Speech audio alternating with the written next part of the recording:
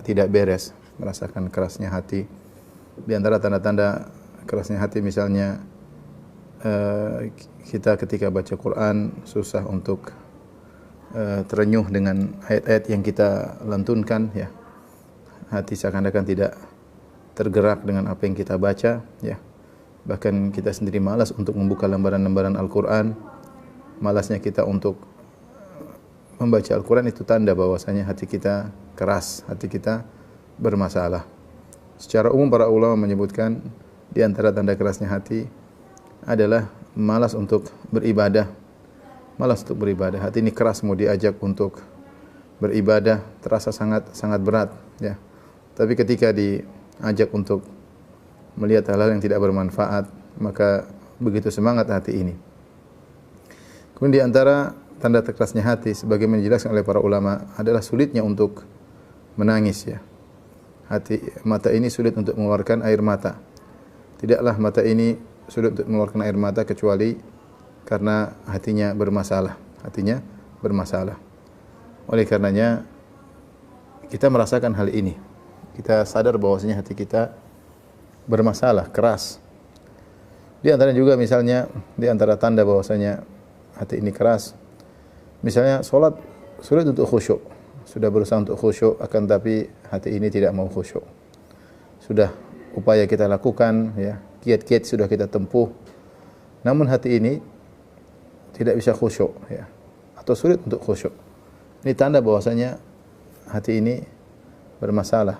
Oleh karenanya Nabi SAW berlindung daripada hati yang seperti ini. Allahumma inna a'udzubika min qalbin la yakhsha wa min ainin la tadma. Ya Allah, aku berlindung kepada hati yang tidak khusyuk. Aku berlindung kepada mata yang tidak menangis, ya. Wa min du'ain la yustajabu lahu, dari doa yang tidak dikabulkan, ya. Ini sering kita rasakan dalam salat, kita tidak merasakan ketentraman, tidak merasakan kenyamanan. Ketika kita salat kita ingin segera selesai dari salat tersebut. Lain halnya dengan Nabi sallallahu alaihi wasallam yang bersabda ju'ilat as-salatu qurratu ain, ju'ilat qurratu aini fi salat. Dijadikan kesejukan pandanganku pada salat.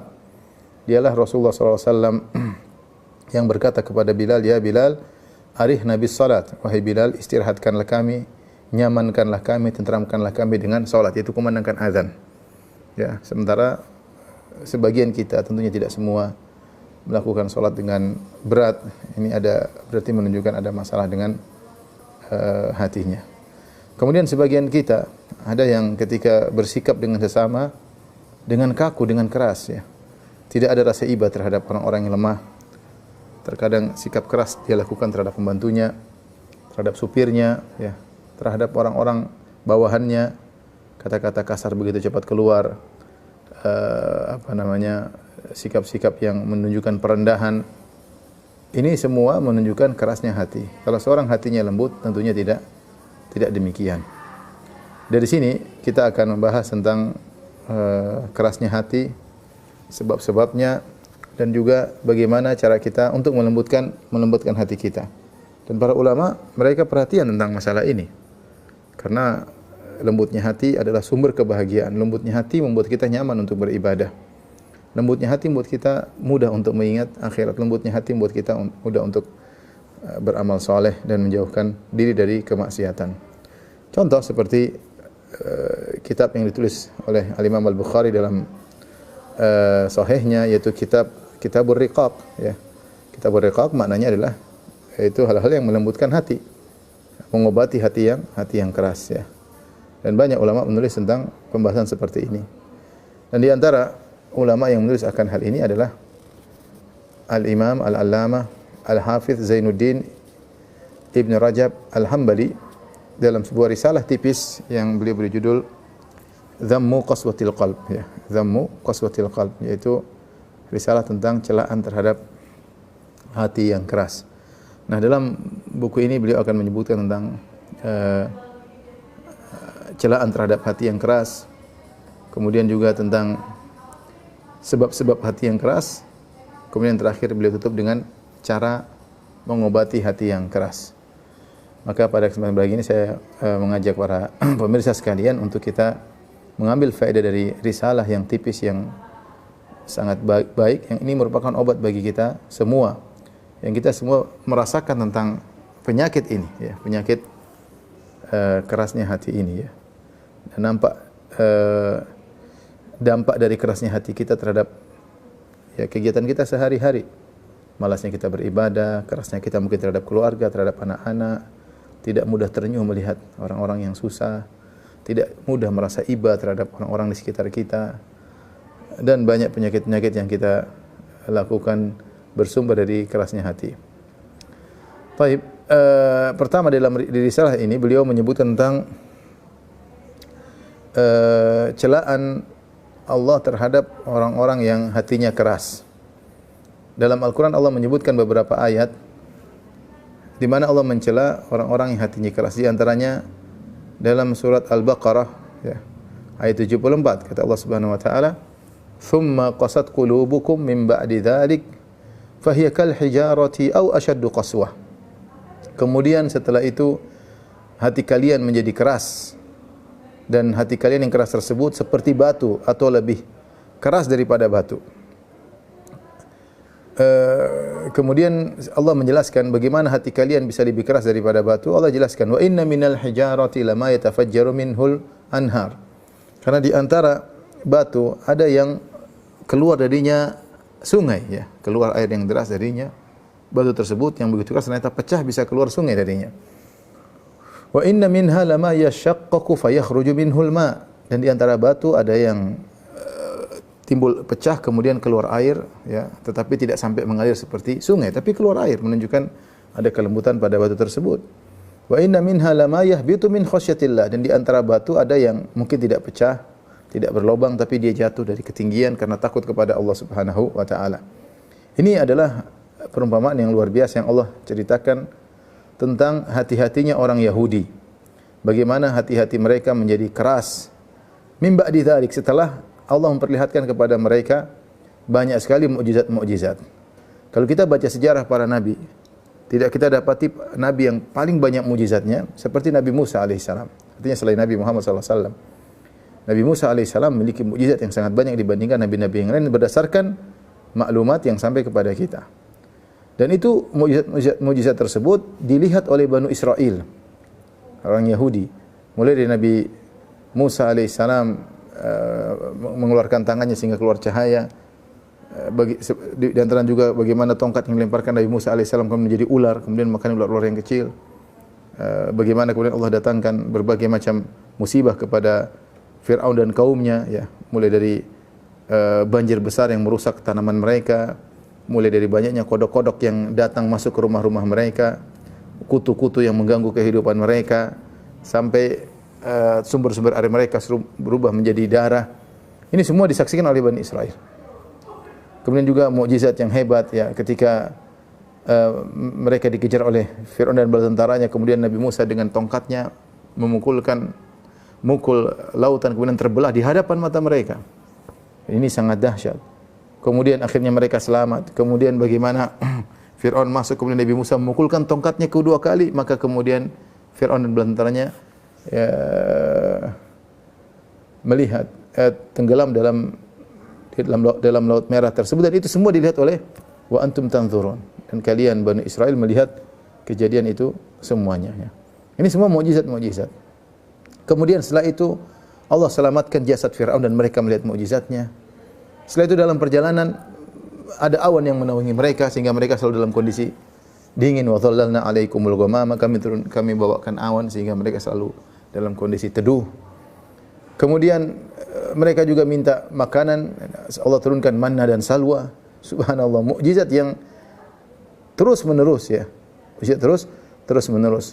Bahkan ketika mereka membangkang, Allah angkat gunung di atas mereka siap untuk dijatuhkan kepada mereka. Ini semua juga mukjizat. Ya. Kemudian di antaranya yang terakhir Allah sebutkan sebelum ayat ini tentang kisah seorang yang dibunuh, kemudian dihidupkan kembali dengan izin Allah. Nabi Musa dengan memukulkan sebagian dari anggota tubuh sapi, dipukulkan, kemudian mayat tersebut bangun dan ditanya, siapa yang membunuhmu? Maka dia berkata, si fulan. Rangkaian mukjizat ini, subhanallah, ternyata setelah berlewat waktu demi waktu, ternyata hati mereka menjadi keras. Oleh karenanya kerasnya hati-hati Yahudi tidak seperti yang lainnya. Karena mereka hati keras setelah melihat mukjizat-mukjizat dari Allah Subhanahu wa taala. Ini seperti mengerikannya, seperti misalnya ada seorang sudah sering melihat ayat-ayat Allah, sering baca Al-Qur'an, mengetahui, kemudian rusak. Rusaknya orang setelah diberi hidayah oleh Allah Subhanahu wa taala lebih berbahaya daripada orang yang tidak tahu, tidak mengerti tentang Al-Qur'an. Ya, karena mereka disesatkan, wa adallahu Allah ala ilm. Allah sesatkan di atas ilmu. Makanya Allah celah benar bagaimana kerasnya hati orang-orang Yahudi. Dalam ayat yang lain Allah juga singgung, kata Allah Subhanahu wa taala, "Alam ya'ni lil ladzina amanu an takhsha qulubuhum li dzikrillahi wa ma nazala minal haqq wa la yakunu kal ladzina utul kitaba min qabl fatala 'alaihimul amadu faqasat qulubuhum wa katsirun minhum fasiqun." Dalam surat Al-Hadid ayat 16 kata Allah Subhanahu wa taala, tidaklah datang waktunya kepada orang-orang yang beriman agar hati-hati mereka menjadi khusyuk dengan berzikir kepada Allah, dengan mengingat Allah, dengan apa yang Allah turunkan berupa kebenaran, yaitu dengan berzikir, dengan baca Al-Quran. Artinya saatnya hati kalian wahai orang beriman menjadi khusyuk, karena zikir kepada Allah sebab untuk menjadikan hati itu lembut. Baca Al-Quran adalah sebab untuk menjadikan hati lembut. Sudah saatnya hati kalian menjadi lembut. Kemudian Allah berkata, wala yakunu kalladzina utul kitaba min qabl, dan janganlah mereka orang beriman seperti ahlul kitab sebelum mereka. Fatala alaihimul amadu faqasat qulubuhum wa katsirun minhum fasiqun. Karena begitu lamanya waktu, akhirnya hati mereka menjadi keras, Jadi, ya, makanya dalam hadis Rasulullah SAW mengatakan, innal iman la yakhla fil qalb. Ya, sungguhnya iman dalam hati itu menjadi usang sebagaimana baju yang menjadi usang. Kemudian kata Rasulullah SAW, fas'alullaha an yujaddida imanakum. Maka mintalah kepada Allah agar memperbaharui iman kalian. Ya, kalau hati dibiarkan kering, meskipun sudah melihat berbagai macam mukjizat, lama-lama menjadi keras. Maka saatnya, wahai orang yang beriman, bacalah Al-Quran, berzikirlah kepada Allah Subhanahu wa taala. Allah mencela, janganlah kalian seperti orang-orang ahlul kitab yang dengan berjalan dengan lamanya waktu hati mereka menjadi keras, bahkan lebih keras daripada batu. Allah juga Subhanahu wa taala berfirman dalam surat Az-Zumar ayat 22, kata Allah, fawailul lil qasiyati qulubuhum, dan celakalah orang-orang yang hati mereka keras. Celaka. Benar-benar celaka, karena masalahnya bukan cuma hati yang keras begitu saja, tapi hati keras ini memberi dampak yang buruk dalam kehidupan kita. Dalam kemalasan kita untuk beribadah, dalam semangat kita dalam bermaksiat, kesombongan hati kita merendahkan orang lain, lupa dengan akhirat, keras dikasih tahu tidak mau dengar, wah repot. Hati menjadi keras. Ayat-ayat turun, teguran-teguran dari para dai, dari para ustaz tidak dipedulikan. Kenapa? Hati sudah keras. Hati sudah keras, waspada ya. Maka Allah Subhanahu wa taala mensifati ahlul kitab dengan hati yang keras, dan Allah melarang kita untuk bertasyabbuh dengan mereka. Qala ba'dhu salaf, kata Ibnu Rajab Al-Hambali, qala ba'dhu salaf, sebagian salaf berkata, la yakunu ashadda qaswatan min sahibil kitabi idza qasa. Tidak ada orang yang hatinya lebih keras daripada seorang ahlul kitab kalau hatinya keras. Artinya orang yang sudah diberikan kitab suci Taurat, diturunkan kepadanya seperti orang Yahudi, kemudian masih hatinya keras, maka tidak ada yang mengalahkan kerasnya hatinya.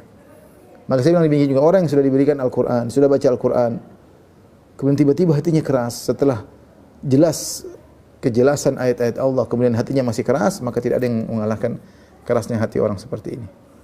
Makanya kita dapati sebagian orang berilmu, ya, tapi menyimpang, ini bahaya. Kerasnya hatinya lebih daripada orang-orang biasa. Bagaimana tadi saya singgung. Ya. Kemudian juga dalam hadis riwayat Tirmizi dari hadis Ibnu Umar radhiyallahu anhu, Rasulullah SAW bersabda, la tuktsirul kalam bi ghairi dzikrillah. Janganlah kalian banyak bicara tanpa mengingat Allah Subhanahu wa taala. Itu kita bicara banyak tapi kita tidak menyebut Allah Subhanahu wa taala. Kenapa? Fa inna kathratal kalami bi ghairi dzikrillah qaswatun lil qalb.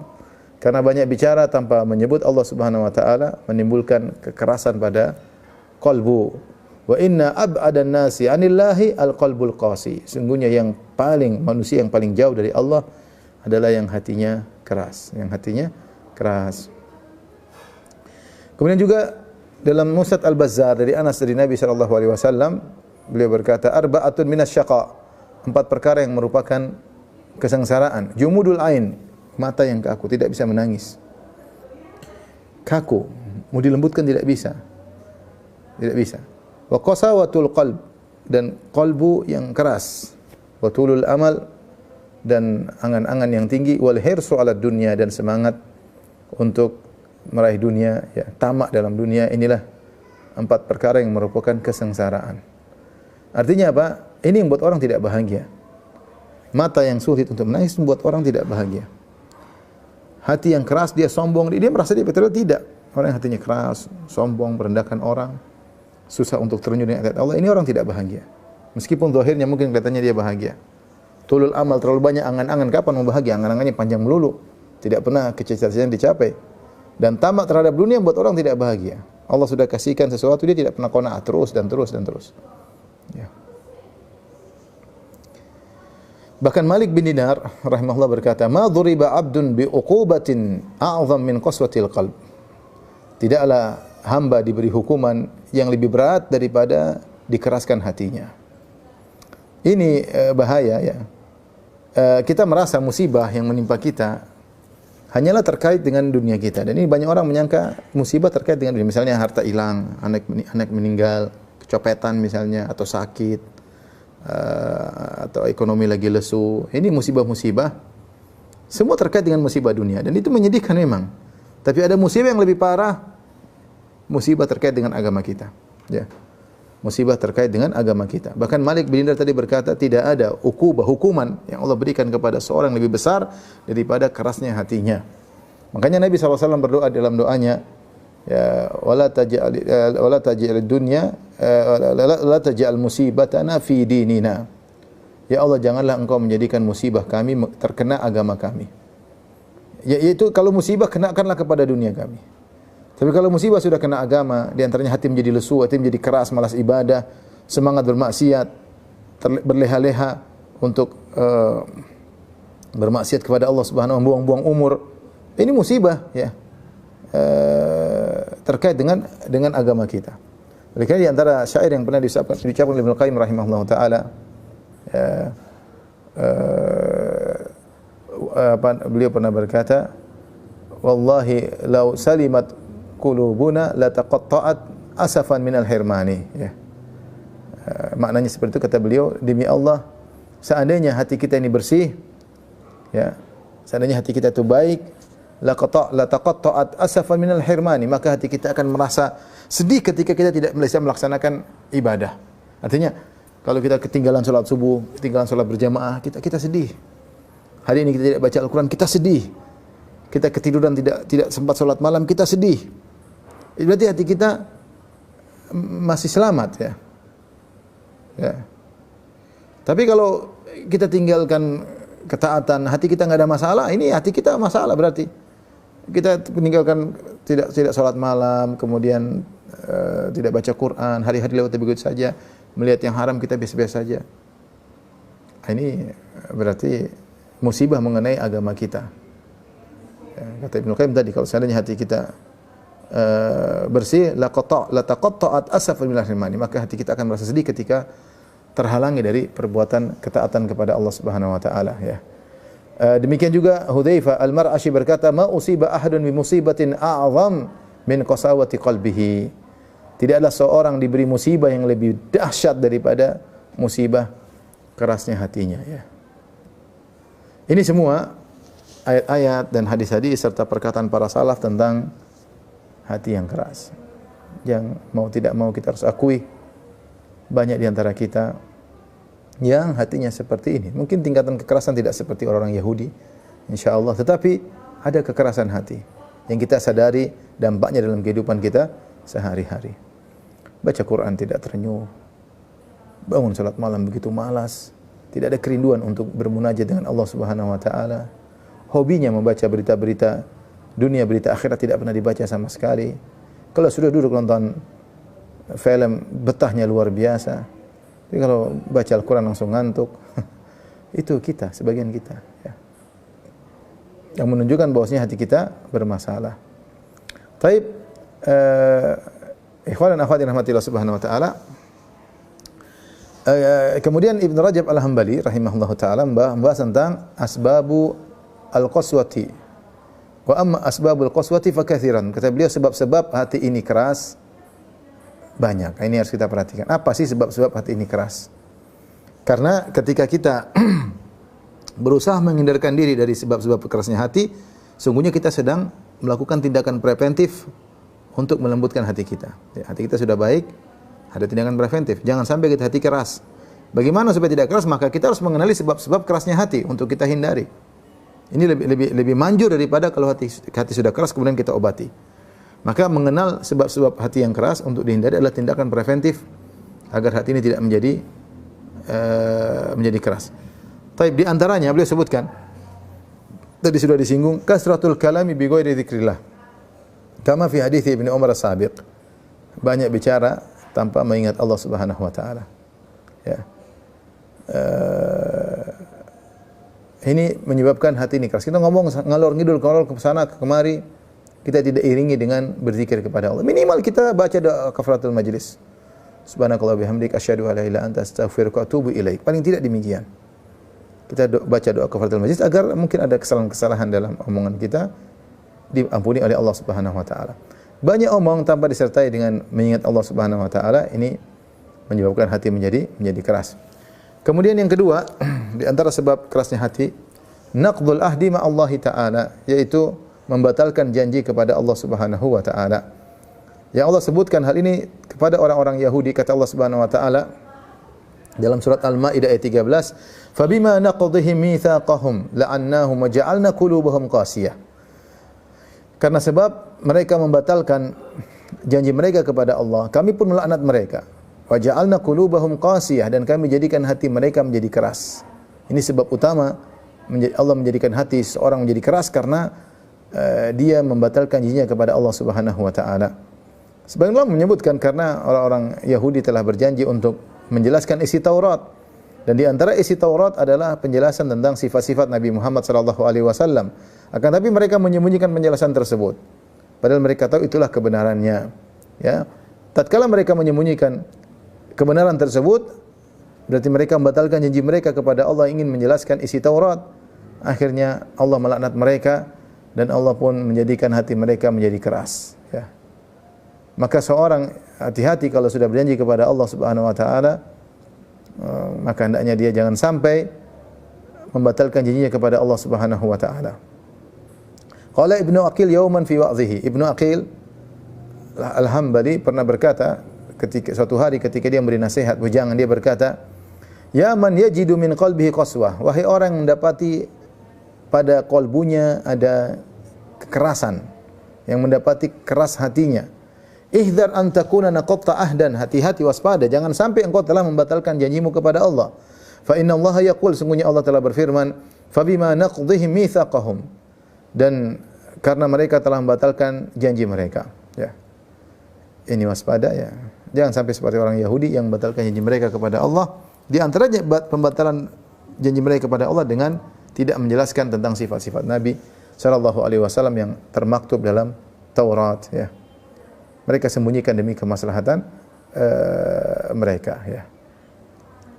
Subhanallah, kita dapati sebagian orang ketika pulang belajar di Timur Tengah, di awal dia menyampaikan kebenaran. Tapi kemudian karena situasi dan kondisi mulailah dia menyembunyikan kebenaran, terus akhirnya kita lihat bagaimana dampak-dampak ucapannya menjadi semakin keras, berbalik, mulut kotor, tidak punya malu. Waliyadzubillah ya. Gara-gara menyembunyikan kebenaran. Ya. Hanya karena secercah dunia. Yang dunia tersebut akan pergi. Ya. Waspada, jangan sampai seorang membatalkan janjinya kepada Allah. Di antaranya kalau kita sudah berjanji kepada Allah, maka kita tulis ya, kata Allah, wahfadzu aimanakum, jagalah sumpah kalian. Mungkin seorang pernah berjanji, ya Allah kalau saya begini saya akan begini, bernazar misalnya, maka tunaikan nazar tersebut. Jangan sampai kita membatalkan janji kita kepada Allah Subhanahu wa taala. Ini yang kedua. Yang pertama banyak omong tanpa mengingat Allah, yang kedua membatalkan janji. Yang ketiga, sebab yang menjadikan hati menjadi keras yang hendaknya kita jauhi, kathratul dhahik, terlalu banyak tertawa. Terlalu banyak tertawa. Fa fi Tirmidzi anil Hasan an Abi Hurairah radhiyallahu anhu dari Nabi sallallahu alaihi wasallam qala Rasulullah SAW bersabda la tukthirud dhahika fa inna kathratad dhahiki tumitul qalba. Janganlah kalian memperbanyak tertawa, jangan kalian suka perbanyak tertawa, sungguhnya banyak yang tertawa mematikan hati. Ketawa kalau sesekali tidak banyak tidak jadi masalah, tapi kalau perbanyak tertawa ini yang menjadikan kerasnya hati. Orang banyak tertawa susah terenyuh. Susah terbawa dengan ayat-ayat Al-Qur'an. Nanti dia sedih kalau nonton film sedih-sedih baru nangis. Tapi kalau dengar Al-Qur'an enggak, hatinya keras. Dia dengar musik-musik baru dia mungkin nangis. Tapi kalau baca Al-Qur'an enggak. Hadis-hadis tidak. Bicara tentang akhirat tidak. Hatinya keras. Hatinya keras. Maka saya sering sampaikan akan hal ini.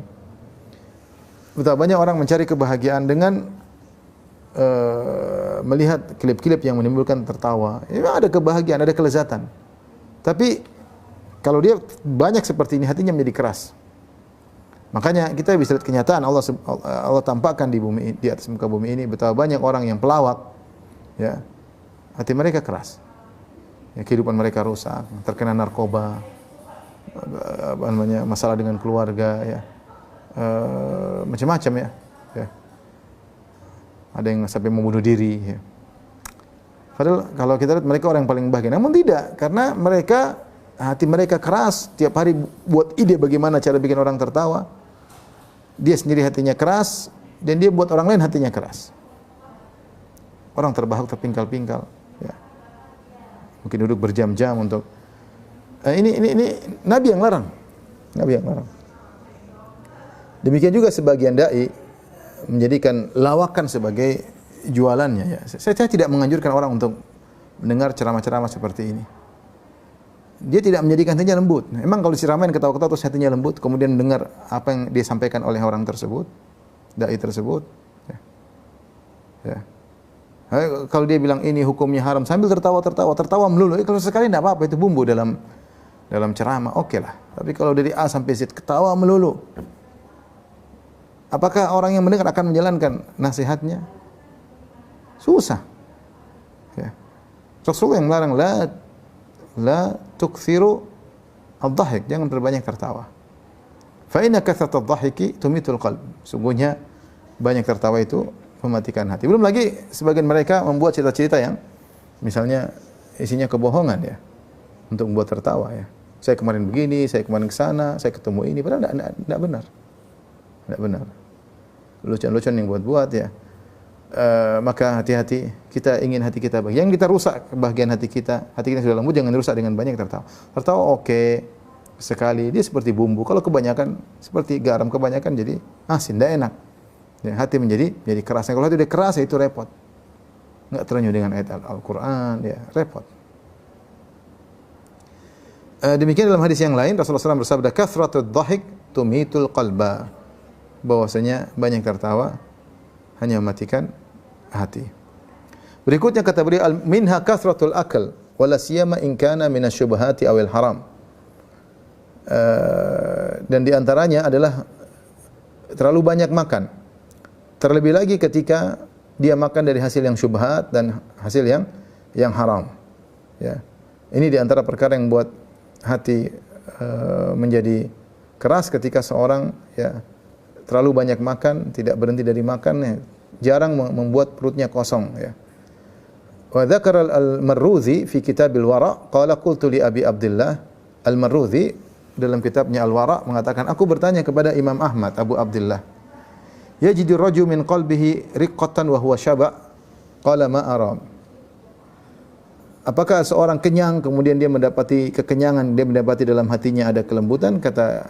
Kata Imam Ahmad, saya tidak memandang hal demikian. Artinya menurut Imam Ahmad, kalau orang ingin membuat hatinya lembut, ya dia kosongkan perutnya, ya mungkin dengan puasa, intinya seperti itu, sehingga tidak menjadikan hatinya menjadikan hatinya keras ya.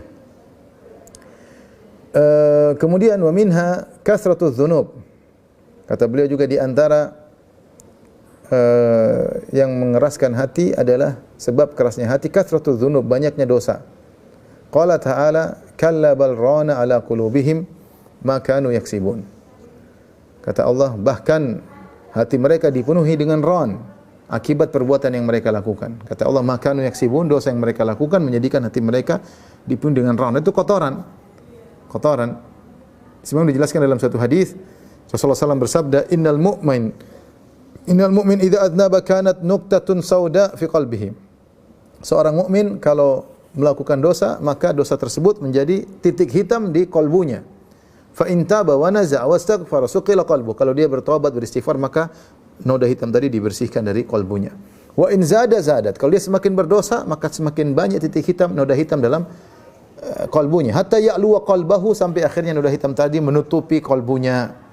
Fadzalika ar-ran alladzi dzakara Allah fi kitabi. Itulah ar-ran yang Allah sebutkan dalam, jadi warna hitam yang menutupi kalbu itu disebut dengan ran, yang Allah sebutkan dalam firman-Nya, kalla bal rana ala qulubihim ma kanu yaksibun. Justru hati kalbu mereka dipenuhi dengan ran akibat dosa-dosa yang mereka lakukan. Qala ba'dhu salaf, sebagian salaf berkata, al-badanu idza uri raqqa wa kadzalika al-qalbu idza qallat khatayahu asra'at dam'atuhu. Badan jika dikosongkan perut, ya, maka akan mudah dikosongkan perut jadi lembut, jadi lemah. Demikian juga kalbu, kalau sedikit dosa-dosanya, maka air matanya cepat menetes, ya, karena hatinya lembut, ya. Ibnu Mubarak membawakan makna ini dalam syairnya. Dia berkata, ra'aitu dzunuba tumitul quluba. Sungguhnya aku melihat dosa-dosa itu mematikan hati. Wa yutbi'uha dhulla idmanuha. Dan semakin sering berbuat dosa menjadikan jiwa hina, ya. Di hadapan Allah jadi hina seorang yang terus melakukan dosa. Wa tarku dzunubi hayatul qulubi. Meninggalkan dosa-dosa merupakan kehidupan bagi kalbu. Wal khairu lin nafsi isyanuha. Dan yang terbaik bagi jiwa adalah membangkang terhadap dosa-dosa tersebut, ya. Jangan diikuti. Nah, ini yang perlu kita ingatkan. Kita tidak sadar, kita sering melakukan dosa-dosa yang kita gampangkan. Saya contohkan seperti dalam kehidupan kita sehari, seperti dosa yang gampang, ada yang kita remehkan, seperti memandang wanita yang membuka aurat. Kita lihat setiap hari wanita terbuka aurat, entah reporter yang terbuka auratnya, entah iklan-iklan terbuka auratnya, entah kita berselancar di dunia maya, di Facebook atau di YouTube, ya. Dan kita biasa-biasa saja, kita tidak istighfar. Seandainya kita istighfar, mungkin noda hitam tersebut langsung Allah hilangkan. Tapi kita santai aja. Kita ngelihat, kita tidak merasa bersalah, tidak kita tundukkan pandangan, kita lihat terus. Ini contoh dosa yang sederhana tapi kita remehkan, dan itu kita sering lakukan sehingga mematikan hati kita. Waliyadzubillah, ya. Belum lagi misalnya ghibah dan namimah dan macam-macam berita-berita yang kita membuat hati kita menjadi keras, ya. Maka seorang waspada dengan apa yang dia lihat dan apa yang dia dengar dan apa yang dia bicarakan. Sungguhnya pandangan, pendengaran dan lisan adalah corong untuk masuk kepada bejana kalbu. Kalbu adalah wi'a, kalbu adalah bejana. Tergantung apa yang kita lihat, tergantung apa yang kita dengar, tergantung apa yang sering kita bicarakan, maka masuklah ke hati. Di antara dosa-dosa kalau kita lakukan, maka membuat kalbu kita menjadi kotor sehingga kalbu kita menjadi keras. Inilah sebab-sebab kerasnya hati hendaknya kita jauhi, ya. Hendaknya kita jauhi. Saya ulangi lagi, di antaranya terlalu banyak bicara tanpa mengingat Allah Subhanahu wa taala, yang kedua membatalkan janji kepada Allah Subhanahu wa taala. Yang ketiga adalah banyak tertawa. Yang keempat adalah terlalu banyak makan, terutama dari hasil haram dan syubhat. Yang kelima, ya, terlalu banyak dosa. Atau yang kelima atau yang keenam, terlalu banyak dosa. Ini tentunya sebab-sebab utama yang menjadikan hati menjadi keras, hendaknya kita jauhi sebagai tindakan preventif agar menjaga hati kita tidak menjadi keras. Nah, kita masuk pada pembahasan inti tentang hal-hal yang bisa melembutkan hati. Muzilatul qaswah. Kita bicara tentang obat. Kita sadar hati kita keras. Nah, caranya bagaimana agar kerasnya hati ini bisa kita hilangkan? Beliau berkata, amma muzilatul qaswati fa muta'addidatun aidan. Adapun hal-hal yang bisa menghilangkan kerasnya kalbu, maka juga banyak, bervariasi. Faminha, di antaranya kasratu dzikrillahi alladzi yatawata'u alaihi alqalbu wal lisan. Ini penting. Banyak berzikir kepada Allah, tetapi zikir yang bagaimana kata Ibnu Rajab Al-Hambali, yaitu zikir yang di mana kalbu sinkron dengan lisan. Kalbu sinkron dengan lisan. ulama menjelaskan bahwasanya berzikir tanpa sinkron dengan hati tetap dapat pahala. Seorang astagfirullah, pikiran kemana-mana, atau subhanallah, alhamdulillah, pikirannya kemana-mana, dapat pahala. Tapi pahalanya beda dengan zikir yang berkualitas.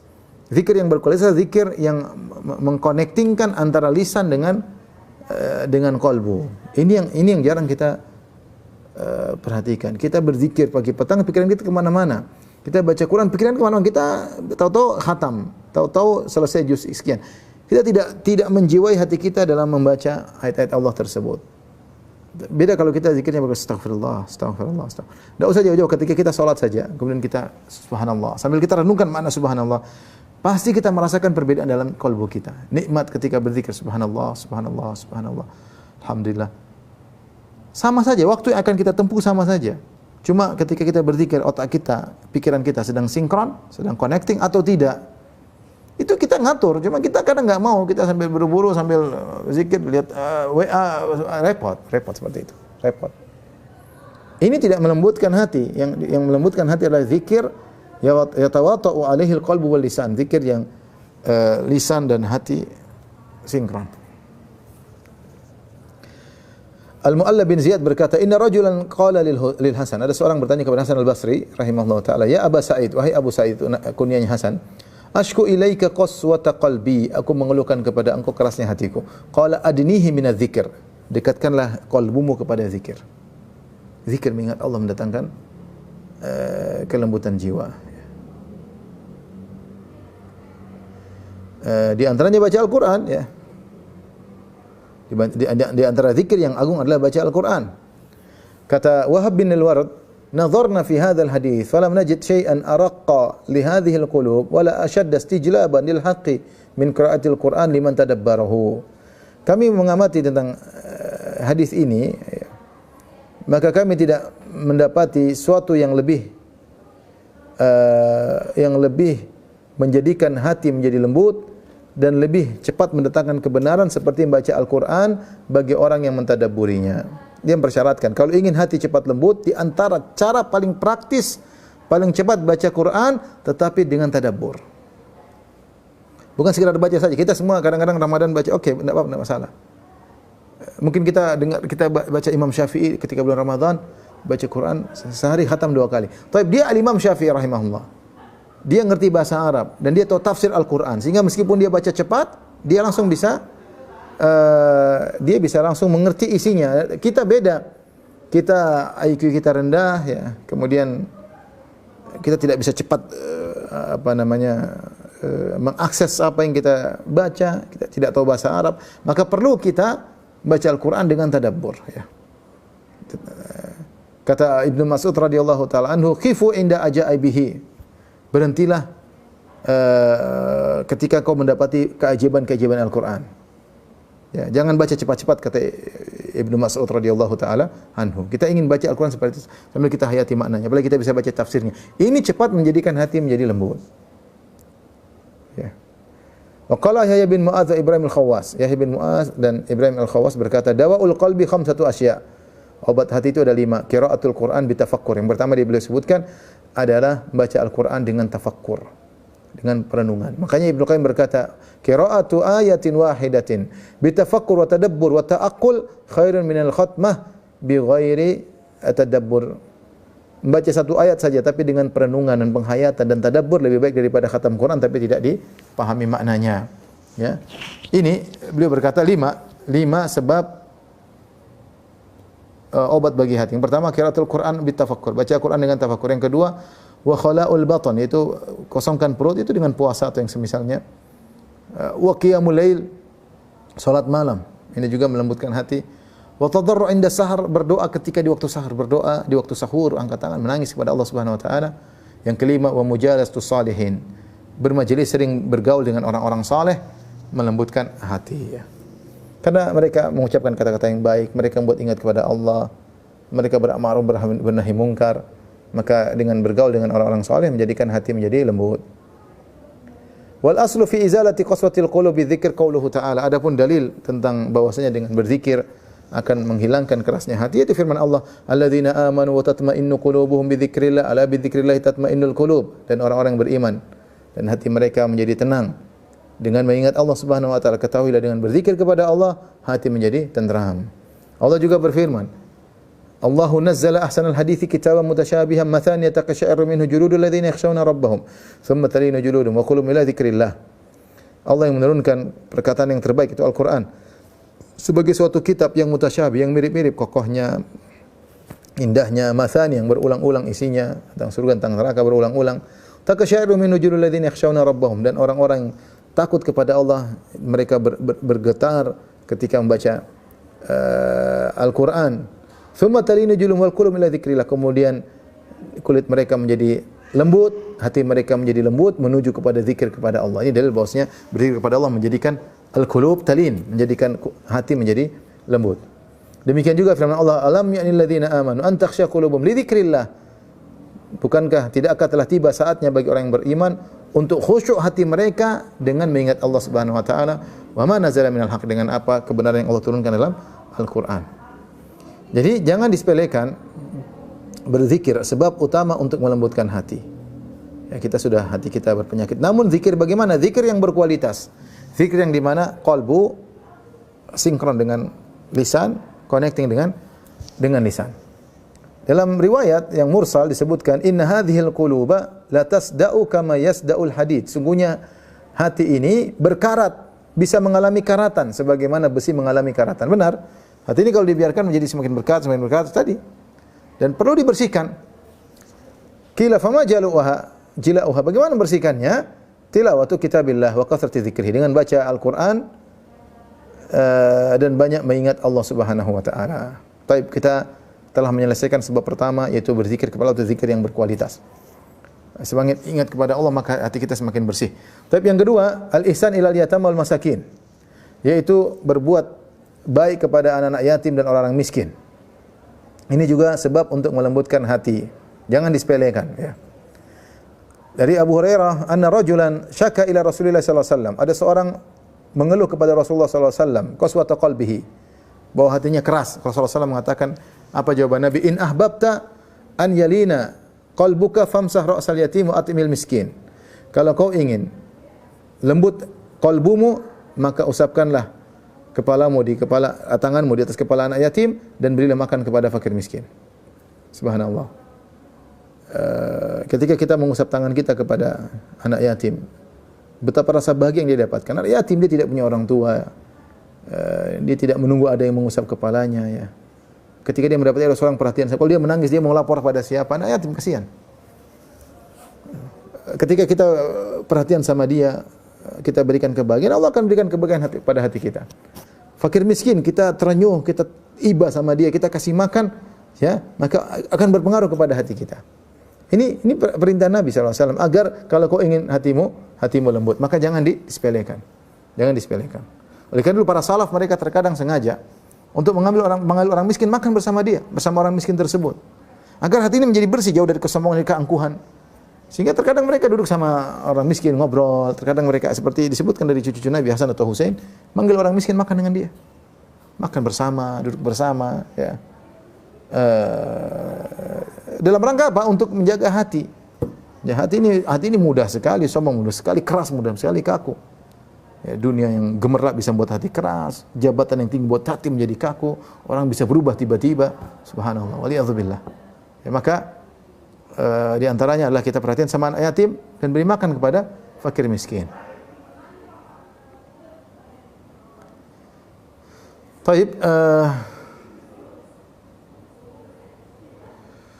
kemudian di antaranya yang bisa menyembuhkan, melembutkan hati, kasratu dzikril maut, sering mengingat kematian. Ini juga yang malas kita lakukan. Kita malas ingat kematian, kenapa? Sebenarnya kalau kita ingat kematian, kita akan bahagia. Hati menjadi tentram, ya. Ada akhirat, ada sabar, tenang menghadapi ujian kehidupan. Bentar lagi mati, mau diapain? Tapi kita kenapa malas mengingat kematian? Karena kita tidak ingin kelezatan kita terganggu. Ya, kita tidak ingin kelezatan kita terganggu. Karena Rasulullah SAW menamakan kematian dengan hadhimul ladzat, yaitu penghancur kelezatan. Orang kalau ingat kematian, dia kelezatan yang sedang dirasakan menjadi berkurang. Maka dia tidak mau ingat kematian. Padahal kalau dia ingat kematian, maka hatinya menjadi lembut dan dia akan bahagia. Ya, lihatlah orang paling bahagia para ulama, para solihin yang ingat akhirat, mereka bahagia. Ya. Dari Mansur bin Abdurrahman dari Sofiyah, dia berkata, "Anna imra'atan atat Aisyah litashkuwa ilaiha al-qaswata." Ada seorang wanita datang kepada Aisyah lantas mengeluhkan kepada Aisyah tentang kerasnya hatinya. Maka nasihat Aisyah kepada wanita ini yang sedang mengalami keras hati, "Akthiri dzikral maut." Perbanyaklah ingat mati. "Yarikku qalbuki wa taqdirina ala hajatiki." Kalau kau sering mengingat mati, maka hatimu akan menjadi lembut dan kau akan mampu menunaikan kebutuhan-kebutuhanmu. Ya, itu Allah akan menolongmu. Fafa'alat, maka wanita ini pun menjalankan wasiat atau nasihat Aisyah radhiyallahu taala anha, fa'anasat min qalbiha rusydan. Kemudian dia merasakan hatinya berubah. Hatinya bercahaya kembali, hatinya menjadi tentram. Maka dia pun datang kepada Aisyah untuk berterima kasih kepada Aisyah atas nasihat yang diberikan Aisyah kepadanya. Berkata sebagian salaf, "Lau faraqa dzikrul maut qulubana sa'atan la fasadat qulubuna." Seandainya hati kita lepas dari mengingat kematian, hati kita rusak. Kita ini kalau enggak selalu ingat dunia, tidak ingat akhirat, tidak ingat alam barzah, tidak ingat kematian bisa datang dengan tiba-tiba, hati kita rusak. Makanya kita harus kontrol kenapa ingat kematian. Kita duduk di akhir sahur, berzikir kepada Allah, renungkan bagaimana kalau ya Allah, kalau kau cabut nyawaku sekarang, bagaimana kalau saya di alam barzah. Kita renungkan, ya Allah, apakah saya sudah siap bertemu dengan Engkau dengan segitu banyak dosa-dosaku. Kalau ingat kematian, tidak tiap saat, tapi dengan mengingat kematian kita mengontrol jiwa kita, mengontrol hati kita. Itu membuat kita bahagia. Rasulullah SAW bersabda, "Aktsiru dzikra hadhimil ladzat." Perbanyak mengingat penghancur kelezatan, yaitu kematian. Tapi di antara sebab lembutnya hati, dan ini cabang dari yang di atas mengingat kematian, adalah dengan ziarah kubur. Ziaratul kubur bitafakkur fi hali ahliha wa masirihim. Ziarah kubur, tapi ziarah kubur yang berkualitas, sambil merenungkan tentang bagaimana kondisi orang-orang di bawah tanah ini dan bagaimana apa yang mereka dapatkan sekarang, bagaimana kondisi tubuh mereka. Mereka sudah selesai dari kegiatan mereka di dunia. Sekarang mereka mendapatkan balasan di namanya alam barzakh. Ya. Imam Ahmad ketika ditanya, "Ma yuriqu qalbi," wahai Imam Ahmad, apa yang bisa membuat hatiku lembut? Kata Imam Ahmad, "Udkhulil maqbarah," masuk kau ke kuburan. Bagaimana Utsman bin Affan radhiyallahu taala anhu ketika berdiri di atas kuburan, beliau menangis luar biasa. Kemudian dia ditanya, "Kenapa engkau menangis?" Dia Rasulullah SAW bersabda, "Innal qabr awal manzila min manazil akhir." Kuburan adalah stasiun pertama dalam stasiun-stasiun akhirat. Kuburan di luar. Rasulullah SAW bersabda, "Zurul kubur fa innaha tudzakkirul maut." Ziarahi kuburan karena kuburan bisa mengingatkan kepada kematian. Ya. Dalam hadis yang lain kata Rasulullah SAW, "Kuntu qad nahaitukum an ziyaratul kubur." Aku pernah melarang kalian ziarah kubur. Disebut oleh Muhallab, ulama Syafi'iyah, Rasulullah dulu awal kali melarang ziarah kubur karena takut kuburan disembah, dikultuskan, tapi beliau kemudian membolehkan. "Tsumma qad badali annaha turiqul qalba." Namun setelah itu nampak bagiku bahwasanya sering menziarahi kuburan akan membuat hati menjadi lembut. Wa tudmi'ul ain, menjadikan mata mudah untuk menangis. Wa tudzakkirul akhirah, dan membuat kita ingat akhirat. Fazuruha wa la taqulu hujran. Ziarahilah kuburan dan jangan kalian tinggalkan ziarah kubur. Ada seorang salaf namanya Safwan bin Sulaim, dia selalu datang ke Baqi'. Ya. Maka dia melewati seorang namanya Muhammad bin Salih At-Tammar. Maka Muhammad bin Salih At-Tammar ini pun mengikuti Safwan yang pergi ke Baqi'. Kata At-Tammar, "Wallahi la anzuranna ma yasna." Demi Allah aku ingin melihat apa yang dilakukan Safwan. Kenapa dia ke Baqi'? Kemudian Safwan bin Sulaim ini akhirnya ketika sampai di Baqi' dia tutup wajahnya, qanna ra'sahu wa jalasa ila qabri minha. Kemudian duduk salah satu kuburan yang ada di Baqi'. Walam yabzal yabki hatta rahimtuhu. Kemudian dia menangis sampai aku kasihan sama dia. Aku menyangka, kata Tammar, "Dzanantu annahu qabru ba'dhi ahli." Aku menyangka itu kuburan sebagian keluarganya. Ya. Kemudian hari yang lain dia lewat lagi depanku, kemudian dia pergi ke kuburan Baqi', kemudian dia menangis lagi. Ternyata dia pergi ke kuburan yang lain, bukan kuburan yang kemarin. Ya. Maka aku sebutkan hal ini kepada Muhammad ibn Munkadir. Aku berkata, aku menyangka dia menangis kemarin karena ke kuburan kerabatnya. Maka Muhammad ibn Munkadir berkata, "Kulluhum ahluhu wa ikhwanuhu." Semua di kuburan Baqi adalah keluarganya dan semua adalah saudara-saudaranya. Innama huwa rajulun yuharriku qalbahu bidzikril amwat. Dia hanyalah sedang ziarah kemudian dia gerakkan hatinya dengan mengingat kematian, ya. Kullama aradat lahu qaswah, setiap dia merasakan hatinya keras dia pergi ke kuburan. Ini sebagian salaf seperti itu. Ketika hatinya merasa keras, apa obatnya? Rasulullah bilang pergi kuburan ingat mati. Rasulullah bilang pergi kuburan ingat akhirat. Dia pergi ke kuburan.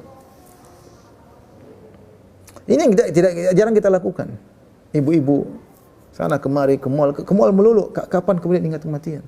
Terpesona dengan gemerlapnya dunia, terpesona dengan mahalnya tas, mahalnya jam, mahalnya. Kapan kuburan ingat kematian? Lupa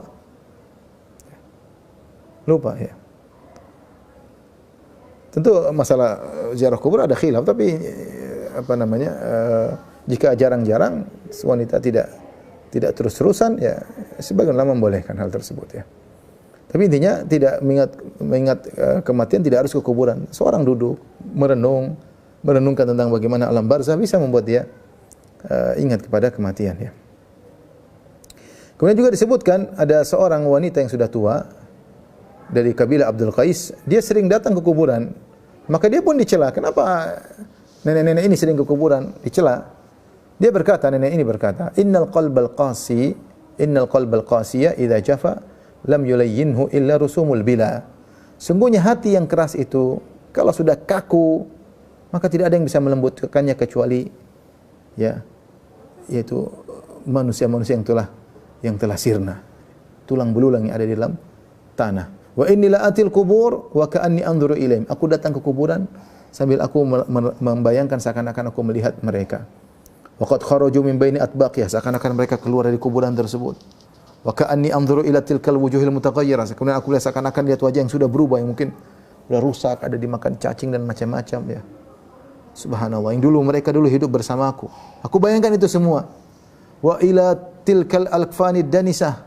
Aku bayangkan tentang lihat kafan mereka yang penuh dengan kotoran, ya. Itulah yang membuat hatiku lembut. Itu yang membuat hatiku lembut, ya. Oleh karenanya jangan lupa sesekali kita sisihkan waktu untuk ziarah kuburan dalam rangka dengan niat untuk melembutkan hati. Hati kita ini terlalu banyak penyakit. Kemudian di antaranya kata Al-Imam Ibnu Rajab Al-Hambali, an-nazar fi diyaril halikin wal i'tibar bi manazil ghabirin. Melihat kampung-kampung orang-orang yang sudah, rumah-rumah orang yang sudah tiada lagi. Seperti kita jalan ini rumah orang kaya, orangnya sudah enggak ada. Subhanallah. Kemarin dia bermegah-megahan dengan rumahnya yang kaya ini. Sekarang sudah tidak ada. Ya. Ibnu Abi Dunya meriwayatkan kitabnya Tafakurul I'tibar, ya. Dari Abil Walid, dia berkata, "Kana Ibnu Umar idza arada an yata'ahada qalbahu ya'ti al-kharibah fayaqifu ala babiha." Ibnu Umar radhiyallahu anhu, sahabat, kalau dia merasa ingin memperbaiki hatinya, maka dia pergi ke suatu tempat yang rusak, rumah yang rusak, ya. Kemudian dia berdiri di hadapan bekas pintu rumah tersebut. Rumah sudah rusak, tidak ditempati lagi. Kharibah itu rumah yang rusak, sudah tidak ditempati lagi, tapi rumahnya masih ada. Fayunadi bi sautin hazin. Lantas dia berbicara dengan suara yang sedih, dia berkata, "Aina ahluki? Aina ahluki? Wahai rumah, mana penghunimu? Wahai rumah, mana penghunimu?" Thumma yarji'u ila nafsihi fayaqul kullu syai'in halikun ila wajh. Kemudian dia ingatkan dirinya, dia mengatakan semua, dia bacakan firman Allah, kullu syai'in halikun ila wajh, semua akan binasa kecuali Allah Subhanahu wa taala. Demikian juga diriwayatkan dari Rabi' bin Khusaim, seorang salaf, ya, ulama. Idza wajada min qalbi qaswa, kalau dia mendapati ada rasa keras dalam hatinya, maka dia pergi ke rumah temannya yang sudah meninggal dunia. Dia datang di malam hari, temannya sudah meninggal, tapi dia datang ke rumah. Dia berkata, "Ya fulan ibnu fulan." Dia panggil temannya. "Wahai fulan bin fulan, wahai fulan bin fulan." Tentu tidak ada jawaban, temannya sudah meninggal dunia. Kemudian dia berkata, "Ya laita syi'ri, ma fa'alta ma fu'ila bika." Ya. Apa yang sedang kau lakukan, wahai sahabatku, dan apa yang telah dilakukan kepadamu sekarang ini? Tsumma yabki hatta tasila dimu. Kemudian dia menangis sampai airnya mengalir. Air matanya mengalir. Fayurafu dzaka fihi ila misliha. Seperti itu. Jadi melembutkan hati dengan mengingat saudara-saudara kita yang sudah meninggal dunia. Sekarang apa yang dilakukan padanya? Ya. Saya kemarin ketemu kawan Jadi kita punya kawan lulusan Madinah. Saya sudah lama tidak ketemu dia, lost contact ya, kesibukan ini juga sibuk. Tahu-tahu adiknya datang ke rumah mengabarkan dia sudah meninggal dunia. Subhanallah. Saya bilang si fulan sudah meninggal, masih muda, 30-an. Saya tahu dia orangnya baik, subhanallah. Terus saya pergi ke suatu kota, saya ketemu dengan teman yang mengenal dia. Dia bilang, Ustaz Firanda, sehari atau 2 hari setelah kawan kita meninggal itu, saya bermimpi. Saya ketemu dia dalam mimpi, subhanallah. Saya bertanya kepada dia, wahai fulan, hal wajadta ma wa'ada rabbuka haqqa? Apakah kau telah mendapati apa yang Tuhanmu janjikan kepadamu benar? Maka teman tersebut berkata, qad ahsana ilayya. Tuhanku telah berbuat baik kepadaku. Kemudian saya bangun dari tidur. Artinya mimpi itu berkesan bagi kawan saya tersebut ya. Kita nggak tahu kabar-kabar kawan-kawan kita, gimana nasib mereka, kita nggak tahu. Kita yang masih hidup masih punya kesempatan untuk memperbaiki diri, untuk bertobat kepada Allah. Teman-teman kita sudah selesai, mereka tidak bisa beramal saleh lagi. Dan semoga Allah mengumpulkan kita dan teman-teman kita ya dalam surga kelak ya. Amin ya rabbal alamin ya. Taib, jadi di antara hal yang buat kita ingat kepada melembutkan hati kita, ingat kawan-kawan kita dahulu yang mereka sudah tiada lagi. Kemudian di antara hal yang menjadikan hati menjadi lembut disebutkan di Ibnu Rajab adalah aklul halal, makan yang halal. Hindari kita dari makan yang syubhat, makan yang ragu, apalagi makan yang haram ya. Seorang berusaha membersihkan hatinya ya dengan makan yang halal sebagaimana wasiat para salaf seperti Imam Ahmad dan yang lainnya ya. Ketika Imam Ahmad ditanya, "Ya Abu Abdullah, bima talinul qulub?" Wahai Imam Ahmad, apa yang menjadikan hati lembut? Kemudian dia berkata, "Bi aklil halal." Beliau berkata dengan makan yang halal ya.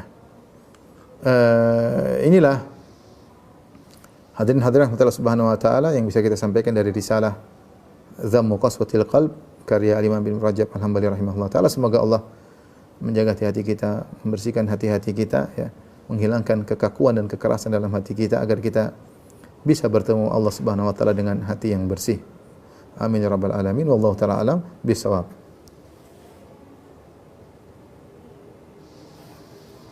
Alhamdulillah,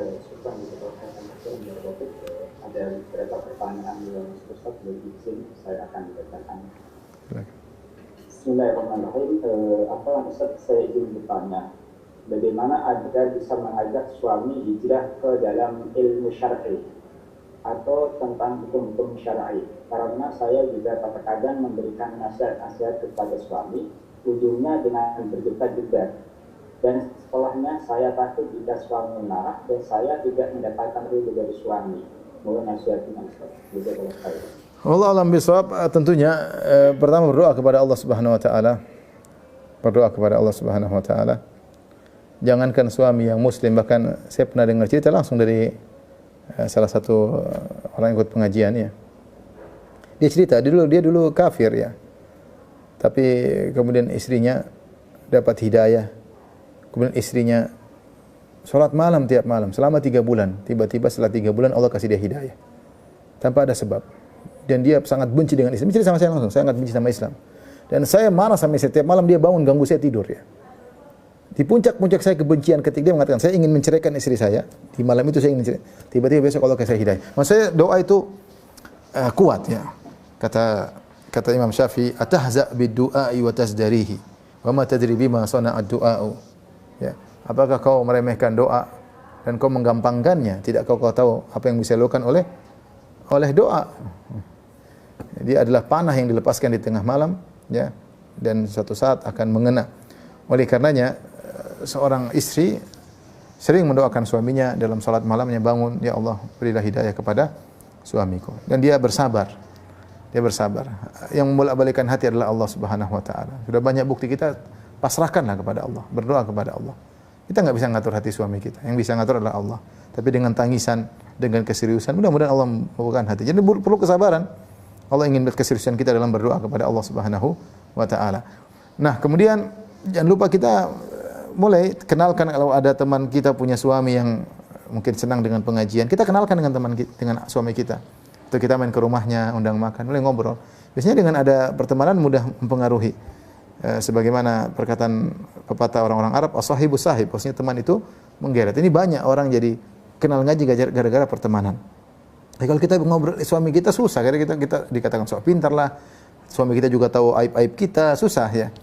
Sehingga sulit mendengar, tapi mungkin dengan cara kita kenalkan dengan suami teman kita misalnya, mudah-mudahan dia bisa dapat hidayah. Kemudian diskusi ringan, jangan dipaksa. Jangan ketika kita bicara dengan suami seakan-akan mengajari, jangan. Suami paling tidak ingin diajari oleh istrinya, tapi bertanya gimana mas, mas kira-kira gimana mas, gitu. Jadi model diskusi tapi bertanya, maksudnya gimana mas. Jadi diskusi tidak seperti ngeminteri, minteri kalau bahasa Jawa ya, atau tidak sok pintar di hadapan suami. Ala kulli hal, serahkan kepada Allah, mudah-mudahan Allah beri hidayah kepada suami ibu. Allah ta'ala alam bisawab. Alhamdulillah, kemudian apa yang disampaikan Ustaz bisa mana kepada hati penanya. Yang lupa ikhtiar doa silahul muslim, doa terus yang berharap kita kepada. Pada pertanyaan langsung Ustaz mohon izin atas nama Bapak Hendra Suryanto, tafadhol untuk disampaikan pertanyaannya.